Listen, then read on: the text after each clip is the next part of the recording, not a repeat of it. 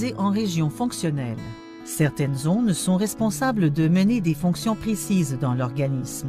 En observant les manifestations motrices et les réactions sensorielles durant une crise, le neurologue peut déterminer la région du cerveau qui est touchée. Le cortex frontal, comprenant les cortex moteurs et sensoriels, est responsable de la conscience, du mouvement et des sensations physiques. Les crises survenant dans cette région incluent les crises posturales, lors desquelles les membres sont maintenus dans des positions inhabituelles durant plusieurs secondes.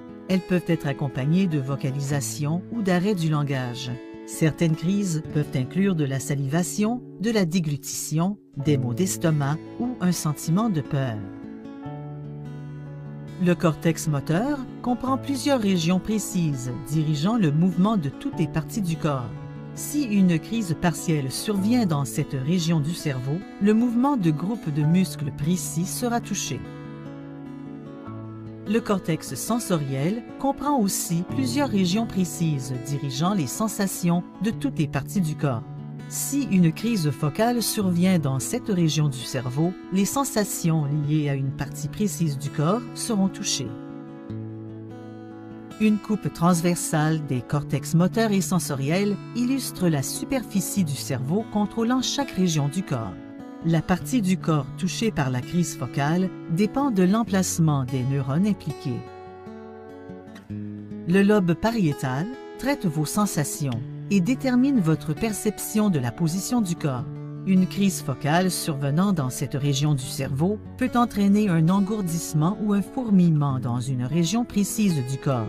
Elle peut aussi influer sur la perception de la position du corps, provoquant ainsi l'impression qu'un membre, que la posture ou que le mouvement est déformé. Le lobe occipital est responsable des perceptions et du traitement visuel. Une crise focale survenant dans cette région du cerveau peut produire des hallucinations ou des troubles visuels, comme des cercles ou des motifs multicolores.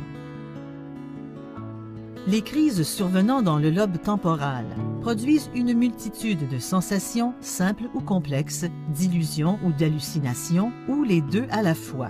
Une sensation de dérangement ou de sensibilité dans l'estomac, aussi appelée aura épigastrique, est le symptôme le plus courant.